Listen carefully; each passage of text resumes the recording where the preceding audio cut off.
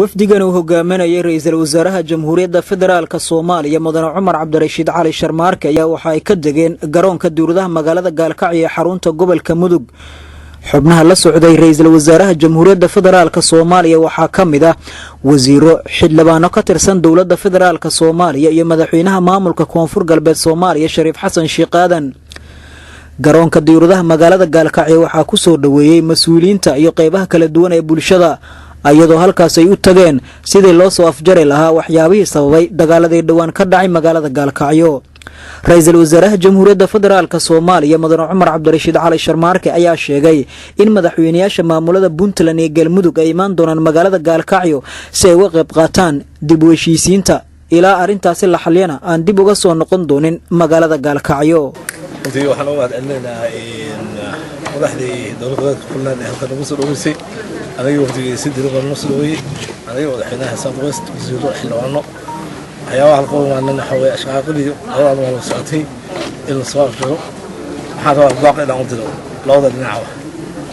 وحلا قاعدنا النوات هدي له هذا هلكن وحنا كتجينا أيضا موضع استقاطين خليه كنت وحنا شوائن وموضع أنت بركة علينا deegaankii ay ka tageen oo ku soo noqdaan waxaan rajaynayaa insha Allah labada dhinac in saamgarad uu dhici doono in runtii arintan xal gaar iyo xal guud inta laga gaari doono marka waa santihiin waxaan la shirgali doonaa hadii la haydo madaxda iyo dadka ka joogay waan soo dhaysan doonaa waxaan sugaynaa madaxweyne Cabdiwali iyo madaxweyne Cabdikariim inay hadii la haydo soo gaaraan magaalada Gaalkacyo nabadoodo وانا ان شاء الله رجينا الى انت اسكن واتو غير موافقه كنت موافقه جود غيرو حتى Gaalkacyo حدون مي سمره حدون تاي ومغالو كنت سامين بدن كله dalka siyaasadiisa iyo amnigiisa inta marka rajayna insha Allah inaan afar qodob aan ka hadalnay bay ahayd in nabad in markor calaad oo dhan laga fogaado nabad lagu baaqo in ciidamada iyo wixii keeni kara runtii duruufaha keeni kara in dagaal si sahal ku dhaco in meesha laga saaro in gudi la saaro gala xajadii meeshan dhabta keentay iyo in dadkii barakacay runtii labada dhinac ay ka shaqeeyaan sidii loo soo celin lahaa marka intaas aan rajaynaynaa insha Allah in muwaafaqo buuxda laga gaaro